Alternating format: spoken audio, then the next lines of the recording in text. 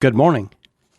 Someone wrote about an imaginary scenario on one of those messages that come over the intercom on big airliners. It went something like this. This is your captain speaking. On behalf of my crew, I'd like to welcome you aboard Flight 602 from New York to London. We are currently flying at a height of 35,000 feet, well over the Atlantic Ocean. If you look out of the windows on the starboard side of the aircraft, you will observe that both the starboard engines are on fire. If you look out of the windows on the port side, you will observe that the port wing has fallen off. If you look down toward the Atlantic Ocean, you will see a little yellow life raft with 3 people in it waving at you.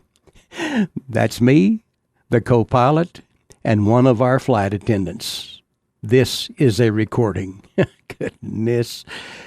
You know what? There are going to be times when what's going on in life will make us feel like those on that airplane.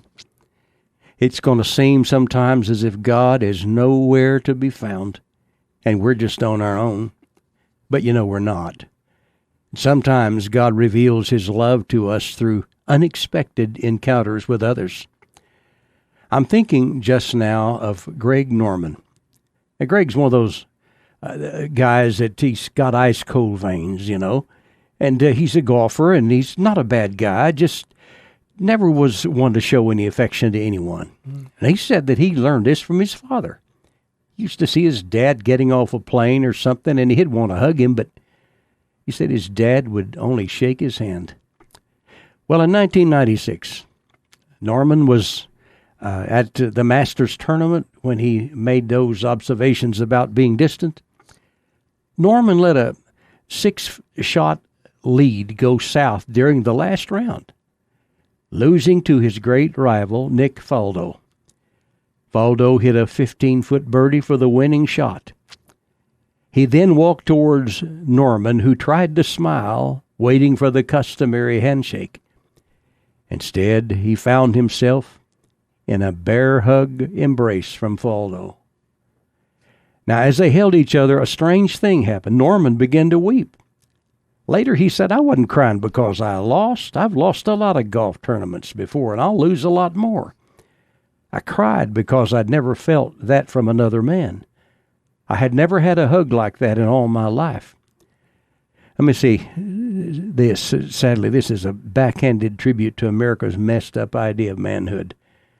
The idea that real men, don't cry or show affection of any kind. There are going to be times when life makes no sense at all, my friend, no sense at all. And during those times, what a blessing to simply shut the world out and go to God in prayer. I like something Marshall Shelley wrote in an old issue of Leadership Journal. He observed, we may encounter God most anywhere, in tragedy and triumph, in receiving undeserved forgiveness, in gaining strength we can't explain, in providential circumstances, in the still small voice that speaks to the soul.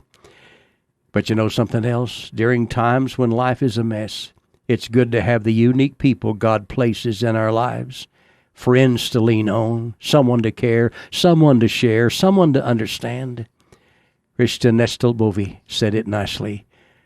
Kindness is a language the dumb can speak, and the deaf can hear and understand.